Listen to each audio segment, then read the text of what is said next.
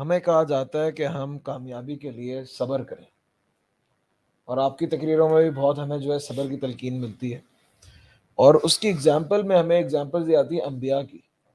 کہ انبیاء کو تو وہی ملتی تھی، اللہ تعالیٰ ڈائریکٹ بات کرتا تھا. ہمیں اس طرح صبر، ہم کس طرح صبر کر سکتے جس طرح انبیاء کرتے تھے. جب بھی صبر کی بات ہوتی ہے تو ہمیں انبیاء کی مثال دی جاتی ہے، انہوں نے کس طرح صبر کیا. ایوب علیہ السلام نے، موسیٰ علیہ السلام نے، نوح علیہ السلام نے 950 سال تک دعوت دی. لیکن ان کا تو براہ راست رابطہ تھا اللہ رب العزت والجلال سے، وحی کے ذریعے. ان کے پاس تو وحی آتی تھی. تو ایک عام بندہ جو ہے وہ صبر کس طرح کرے اور مثبت سوچ کو برقرار کس طرح رکھے. لو تعلمون ما عالم لضحکتم قلیلا ولبکیتم کثیرا. اگر تمہارے آگے وہ راز کھول دیے جائیں نا جو نبیوں کے آگے کھولے جاتے ہیں، تمہیں نیند ہی نہیں آئے گی، تم رو گے زیادہ، ہنسو گے کم، تم ہینڈل ہی نہیں کر سکتے. اس لیے اگر انبیاء کے اوپر سپر نیچرل دنیا کے راز کھلیں تو آزمائشیں بھی ایسی آئی ہیں جو انسان جو ہے ان کے قدموں کی خاک نہیں. 950 سال کی کنسسٹنسی کوئی دکھا دے کر کے.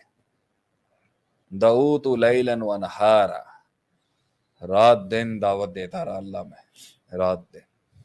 آگے کیا ہے؟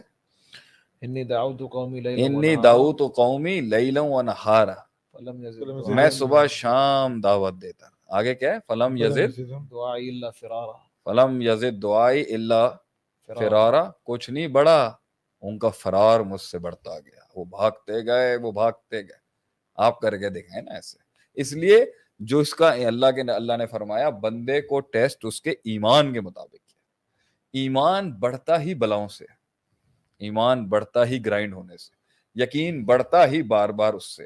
اس کی مثال دیکھ لیں، موسیٰ علیہ السلام پہلی دفعہ اللہ سے ملاقات کی تو سانپ دیکھا اور پریشان ہو گئے.